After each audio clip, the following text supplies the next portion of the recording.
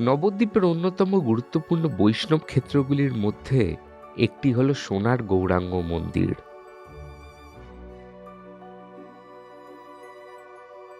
এই দেবালয়ের দোতলার গর্ভগৃহে রূপোর সিংহাসনে আসীন সোনার গৌরাঙ্গ। তার নামে এই মন্দিরের নামকরণ। অষ্টধাতুর মূর্তি দেখে ভাবে বিভোর হয় ভক্তরা। কুঞ্চিত কেশদাম, মস্তকে স্বর্ণমুকুট, সোনার কণ্ঠহার আর ফুলের সাজে প্রতিদিন সেজে ওঠেন তিনি। অনেকে বলেন এখানেই রাখা আছে শ্রী চৈতন্য মহাপ্রভুর পাদুকা।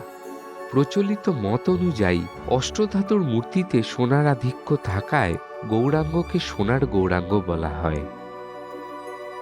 এই মন্দিরের নিত্য পুজোর পাশাপাশি দোল পূর্ণিমায় মহা আড়ম্বরে উৎসব হয়। এছাড়া রাধা অষ্টমী, ঝুলন এবং রাস উৎসবে এই মন্দির মেতে ওঠে ভক্ত সমাগমে।